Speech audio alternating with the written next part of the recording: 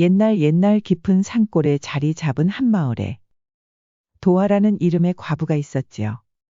그녀는 젊은 나이에 남편을 여의었지만 기품과 아름다움이 뛰어나 마을 남정네들의 마음을 흔들어 놓았어요. 눈부신 흰 살결, 가녀린 손목, 그리고 우아한 태도까지. 그녀를 탐내는 이들이 한둘이 아니었지만 그녀는 눈길 한 번 주지 않았지요. 과부가 되면 어떻습니까? 난 아무나에게 흔들릴 여자가 아니에요. 그녀는 한결같이 도도한 태도로 마을 사내들을 외면했지요. 하지만 그런 그녀를 오랫동안 탐내던 이가 있었으니 바로 과부의 시아버지 뻘 되는 최참봉이었어요. 최참봉은 꽤 많은 재산을 가진 사람이었지만 배는 남산만큼 나온 고약한 자였지요. 그럼에도 불구하고 도화 마님을 자신의 여인으로 만들고 싶어 했어요. 도화야, 이제 내 남편도 없는 몸인데 홀로 지내면 외롭지 암. 나 같은 사내는 어떠하냐? 영감님, 농담도 정도껏 하셔야지요. 과부는 차갑게 웃으며 휙 돌아섰어요. 그녀의 눈길 한 번 받지 못하는 최참봉은 속이 뒤틀렸지만 강제로라도 손을 대었다간 마을의 체면을 잃을까 두려웠지요. 칠성이라는 머슴이 있었지요.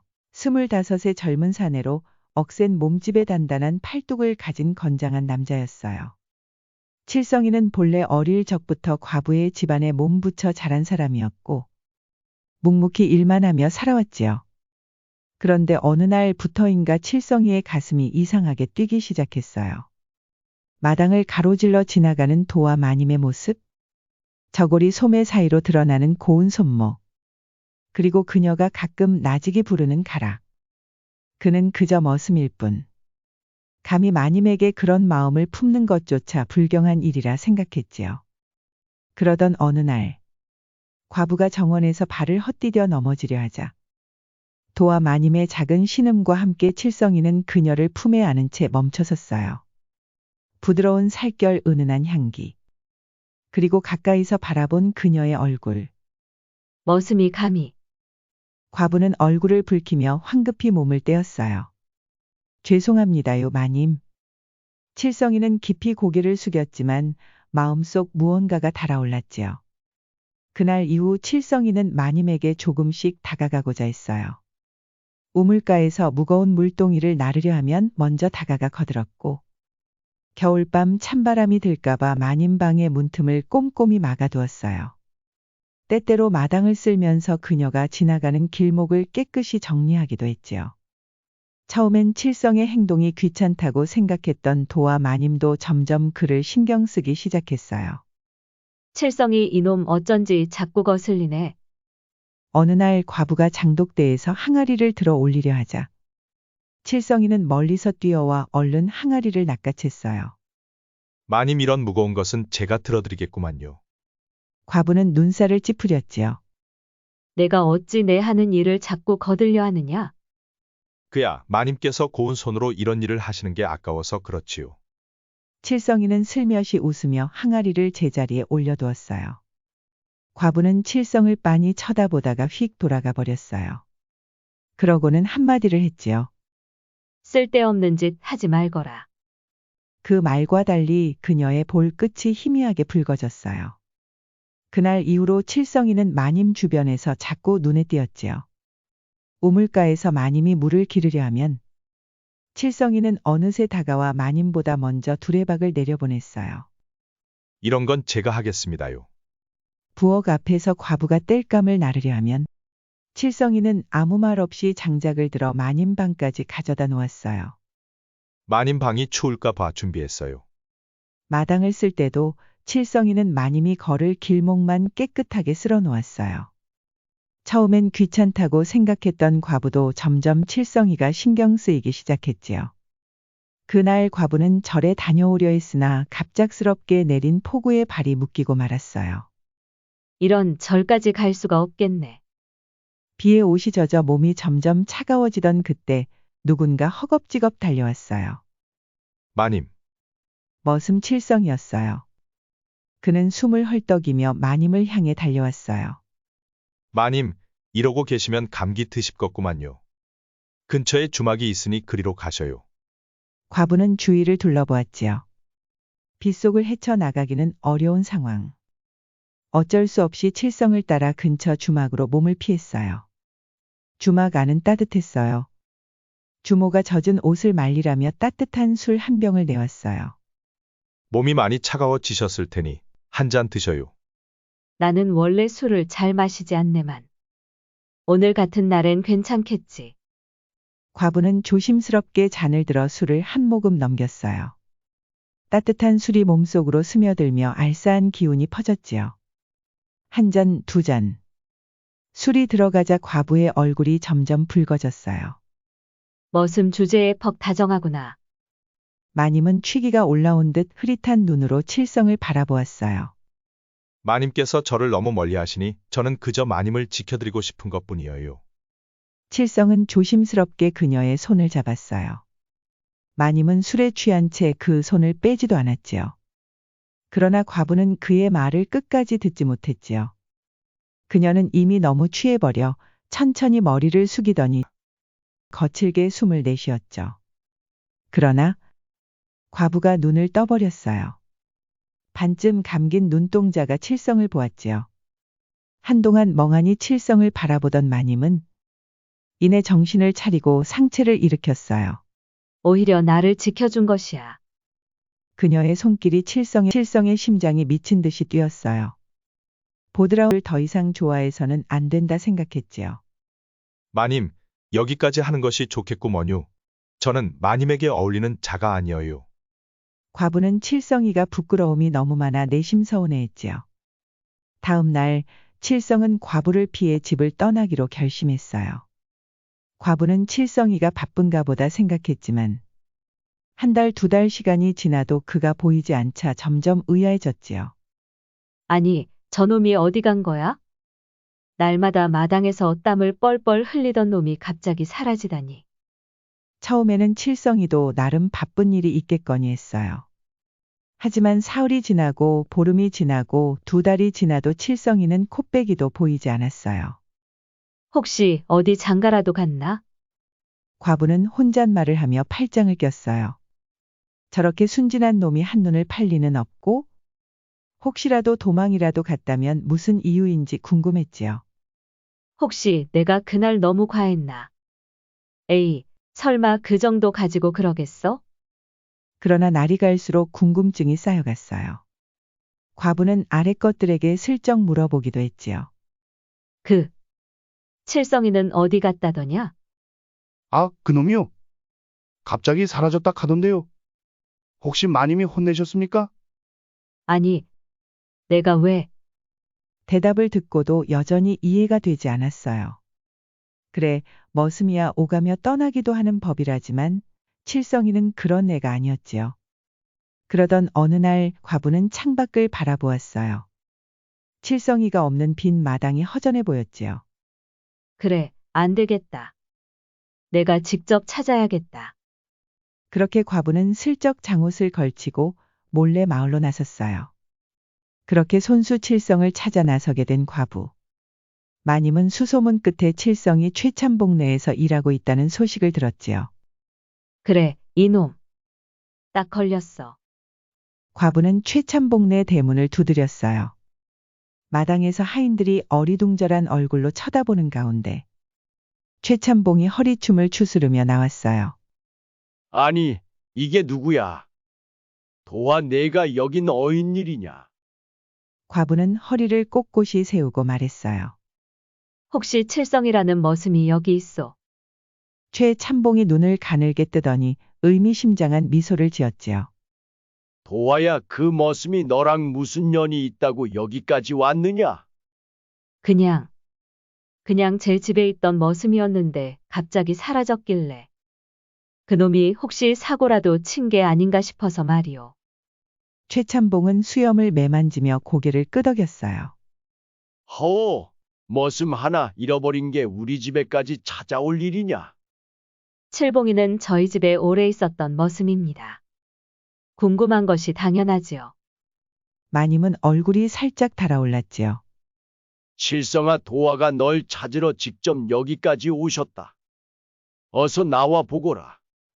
구석에서 열심히 장작을 패고 있던 칠성은 도끼를 든 채 동공이 흔들렸어요. 마님이 여길 왜? 칠성은 그대로 도망칠까 하다가 최참봉의 날카로운 눈초리를 보고 그대로 얼어붙었어요. 과부는 두 손을 허리에 올리고 칠성을 노려보며 말했지요. 야, 칠성아. 너 도망쳤으면 티라도 안 나게 도망치든가. 남의 집에서 버젓이 머슴 노릇하며 잘 먹고 잘 사는 게냐? 칠성은 머리를 긁적이며 우물쭈물했어요. 마님 그게 아니구먼요. 그걸 지켜보고 있던 최참봉은 과부에게 이렇게 이야기를 했지요. 최참봉은 둘 사이에 뭔가가 있다고 눈치를 챘지요. 도와 너가 이렇게까지 정성스레 찾아왔으니 칠성이를 돌려주마. 하지만 그냥은 곤란하지. 과부는 눈살을 찌푸렸어요. 어찌하면 돌려받을 수 있소. 최참봉은 능글맞게 웃으며 주위를 두리번거렸다가 슬쩍 말을 꺼냈어요. 도와야. 나도 나이가 들다 보니 외로운 밤이 많지.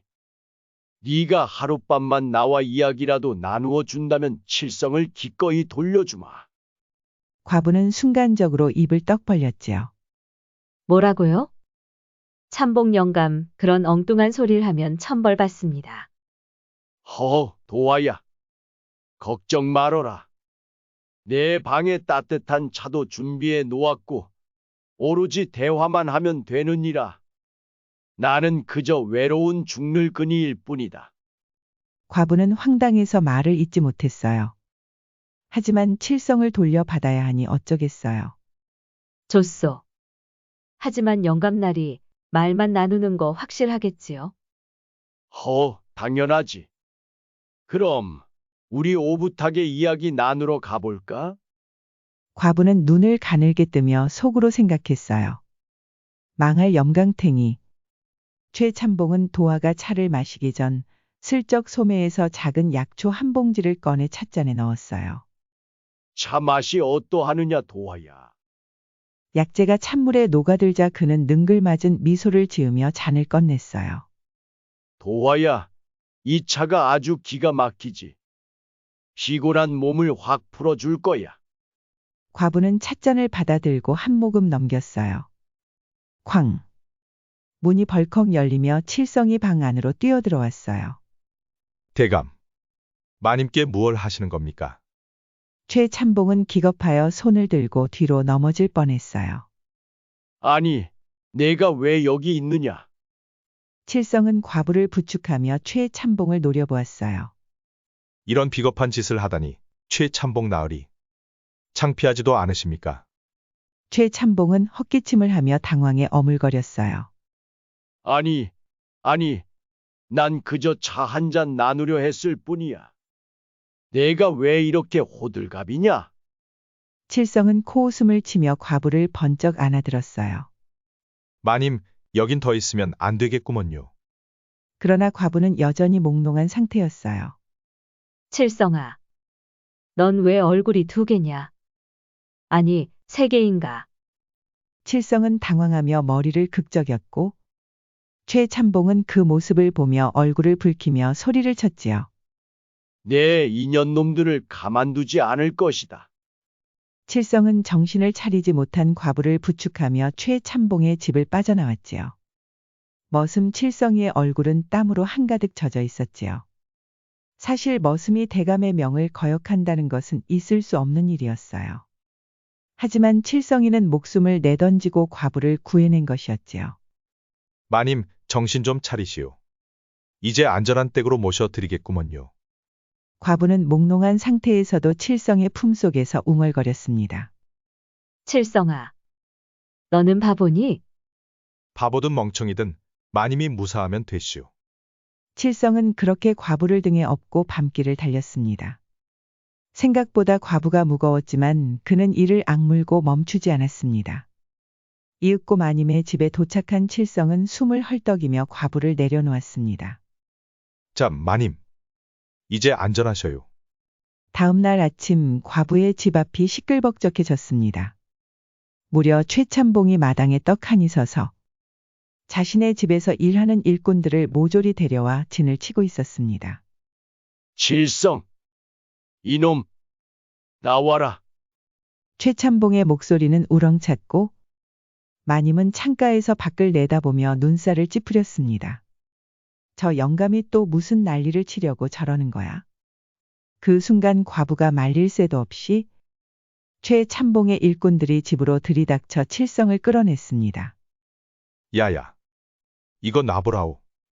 내가 뭘 잘못했슈. 칠성은 버둥댔지만 덩치 좋은 일꾼 둘이 양팔을 붙잡아 도망칠 틈을 주지 않았습니다. 최참봉은 콧방귀를 뀌며 말했습니다. 뭘 잘못했냐고? 내가 내 집에서 저 과부를 납치해 간 게 죄가 아니란 말이냐? 대감께서 마님을 욕보이려 하셨잖습니까? 지 두 눈으로 똑똑히 보았슈. 대감이 마님의 찻잔에. 조용, 시끄럽다. 어서 저놈을 잡아라. 그렇게 칠성이를 끌고 최참봉은 자신의 집으로 가버렸지요. 과부는 말릴 틈이 없었어요. 그러나 최참봉은 코웃음을 치며 기다렸다는 듯 곤장을 들었습니다. 내 놈이 그 집 과부와 무슨 관계인지 말하지 않으면 이 곤장을 맛보게 될 것이다. 칠성은 눈을 동그랗게 뜨고 외쳤습니다. 아니, 마님하고 관계라뇨. 저는 한낱 머슴이어요. 그러나 최참봉은 냉큼 손을 휘저으며 곤장을 내리쳤습니다. 이놈, 거짓말하지 마라. 대체 그 과부와 내가 무슨 사이길래 밤중에 도망을 가느냐? 칠성은 억울한 표정으로 마님을 쳐다보았습니다. 믿어주셔요. 저는 마님과 아무런 관계가 아니어요. 그러는 사이 최참봉은 계속 곤장을 내리쳤고 칠성은 엉덩이를 감싸며 소리를 질렀습니다. 칠성이는 자신의 목숨을 내놓은 지 오래 죽더라도 마님을 지키기로 마음을 먹었지요. 칠성이가 며칠을 때려도 대답을 하지 않자 최참봉은 약이 단단히 올랐지요. 하지만 칠성이는 죽더라도 마님은 지켜야겠다는 생각을 했지요. 그런데 이 소식을 들은 과부는 가만히 있을 수 없었습니다. 두 손을 허리에 올리고 단단히 마음을 먹더니 곧장 최참봉의 집으로 향했습니다. 아니, 감히 내 머슴을 함부로 때려? 저 영감탱이 진짜 가만 안 둘 줄 알아. 안으로 들어서자 마당 한복판에서 곤장을 맡고 있는 칠성이 보였습니다. 마님. 여기로 오시면 어찌하셔요? 최참봉은 이를 보며 갑자기 얼굴이 일그러졌습니다. 어허, 이거 이상하구먼. 머슴을 구하러 과부가 제 발로 찾아왔구나. 둘이 뭔가 있는 게 확실하구나. 최참봉은 눈을 가늘게 뜨며 마님과 칠성을 번갈아 쳐다보았습니다. 무슨 소리여? 나는 그냥 내 머슴을 데리러 온 것뿐이요. 마님이 코웃음을 치며 반박했지만 최참봉은 더욱 수상하다는 듯 입을 비죽거렸지요. 그런데 왜 이렇게 애가 타서 직접 찾아왔을까? 이거 이상한데. 그렇게 혼잣말을 하던 최참봉은 손가락을 튕기더니 느닷없이 일꾼들에게 명령했습니다. 좋다. 저 과부년도 같이 가둬라. 마님이 어이없다는 표정을 지었지만 최참봉의 하인들은 이미 손발이 척척 맞아 그녀의 양팔을 붙잡았습니다.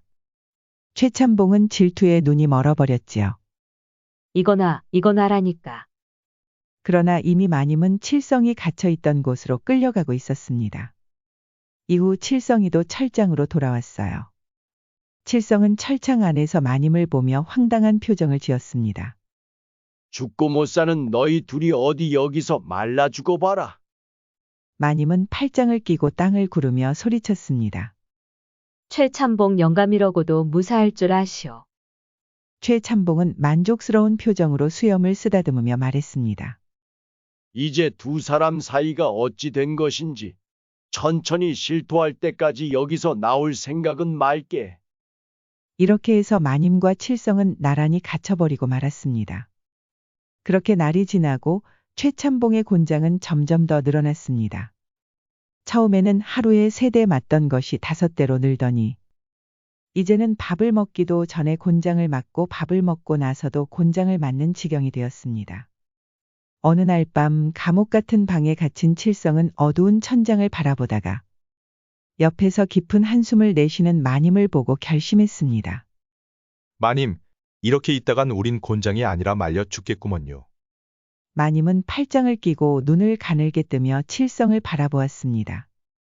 그래서? 무슨 꽁꽁이야? 칠성은 씩 웃으며 속삭였습니다. 마님 잘 들으셔요. 그렇게 해서 그날 밤 칠성은 몰래 감옥 문을 따고 마님을 들쳐업었습니다. 마님을 업고 칠성이는 뒷마당을 지나 대문을 넘으려 했지만 하필이면 거기서 닭 한 마리가 힘차게 날아올랐습니다. 칠성이는 마님을 땅에 내려다 놓았지요.